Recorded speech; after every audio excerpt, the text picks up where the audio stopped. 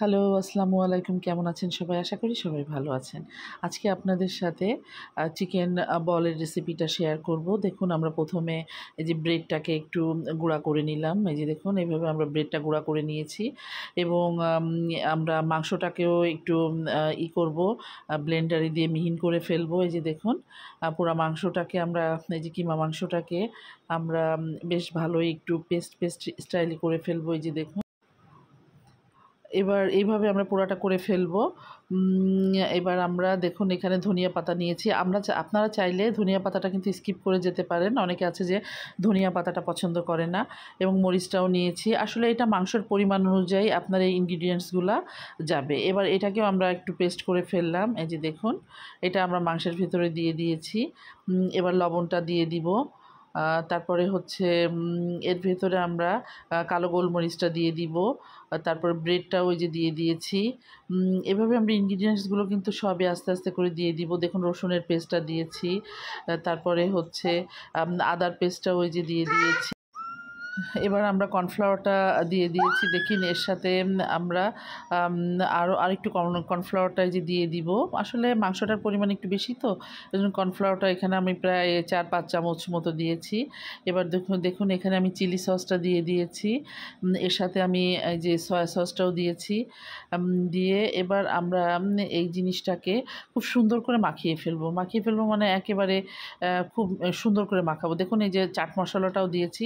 আপনাদের যদি চাট মশলাটা না থাকে আপনারা কিন্তু ম্যাগি মশলাটা দিতে পারেন, ওটাও কিন্তু খারাপ না। তো এই যে দেখুন এই যে সব কিছু দিয়ে আমরা কিন্তু খুব ভালো করে এটাকে মাখাবো।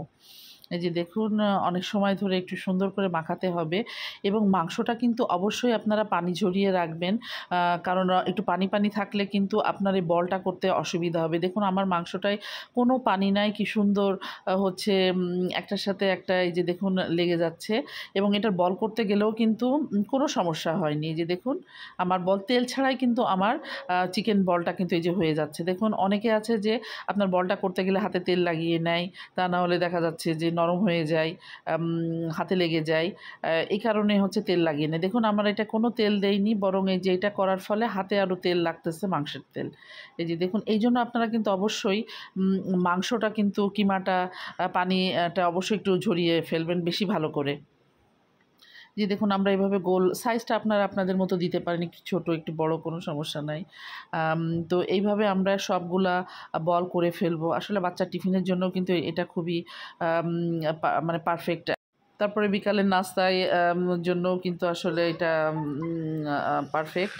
তো দেখুন এইভাবে আমরা পুরা বলটা করে ফেলবো। করে ফেলে তারপরে আমরা এটাকে সিদ্ধ দিয়ে দিব। আমরা কিন্তু পানিও দিয়ে দিয়েছি। পানিটা গরম হচ্ছে, গরম হলে তার ভেতরে আমাদের এটাও হয়ে যাবে। তারপরে আমরা এই বলগুলা পানির ভিতরে দিয়ে দিব। এই যে দেখুন আস্তে আস্তে সবগুলো আমরা করে ফেলবো।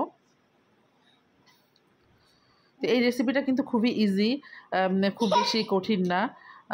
তো এই রেসিপিটা আপনারা বাসায় চেষ্টা করতে পারেন। এই যে দেখুন আমার কিন্তু সবগুলো এই যে বল হয়ে গেছে, এবং এটা সংরক্ষণ করাও কিন্তু খুব কঠিন না, খুবই সোজা। এই যে দেখুন আমার পানি এই যে একটু গরম গরম হয়ে গিয়েছে। এবার আমি পানির ভিতরে অল্প অল্প করে ছেড়ে দিচ্ছি। এই যে দেখুন বলগুলা। তবে পানির ভিতরে দিয়ে কিন্তু অনেক সময় আপনার সিদ্ধ করতে হবে না। এই যে এরকম গরম পানির ভিতরে দিয়ে যখন একটু পানির মানে একটু উতল মতো উঠবে, তারপরে হচ্ছে আপনি আর 1-2 মিনিট মতো রেখে আপনি এটাকে উঠিয়ে ফেলবেন। এই যে দেখুন আমার সবগুলো প্রায় দেওয়া শেষ। এবার এটাকে আমরা কিছুক্ষণ একটু আমরা কুক করব। এই যে দেখুন এই যে দেখুন পানির উপরে একটু ভাব চলে আসছে, গ্যাজা ভাবটা চলে আসছে। আমরা কিছু সময় একটু নাড়াচাড়া করব, বলগুলো নিচে থেকে উপরে উঠে এসছে। এই যে দেখুন এই যে প্রায় যে হয়ে গেছে এটা, আমরা আর অল্প সময়ের ভিতরে এটাকে নামিয়ে ফেলবো। এই যে দেখুন এই যে পানিতে বলক উঠে গেছে। এইবার আমরা আর 1 মিনিট 2 মিনিট মতো রেখে আমরা এটাকে নামিয়ে ফেলবো। এই যে দেখুন এবার আমরা এটাকে নামিয়ে ফেলবো। পানিটা ঝরিয়ে আমরা এটাকে ঠান্ডা করতে দেব। দেখুন আমরা পানিটা ঝরিয়ে ফেললাম।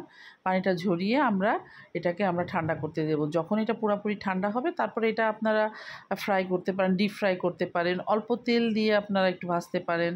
এই যে দেখুন আমিও তেলটা কিন্তু খুব বেশি আমি ডুবো তেলে ভাজছি না।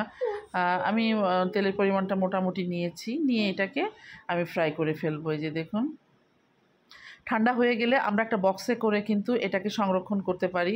এটাকে কিন্তু অনেক দিন সংরক্ষণ করে রাখা যায়। যখন ইচ্ছা আপনি বের করে এটাকে ফ্রাই করে ব্যবহার করতে পারেন। এই যে দেখুন, এটাকে আমরা আস্তে আস্তে এই যে একটু উল্টায় দিচ্ছি, একটু লাল লাল হলে আমরা এটাকে নামিয়ে ফেলবো। খুব বেশি আমরা আঁচে এটাকে ভাজবো না, আমরা মিডিয়াম লো ফ্লেমে এটাকে ফ্রাই করব। এই যে দেখুন প্রায় কি সুন্দর কালার চলে আসছে, লালচে কালারটা চলে আসছে। তো আশা করি আমার এই ভিডিওটা আপনাদের ভালো লাগবে।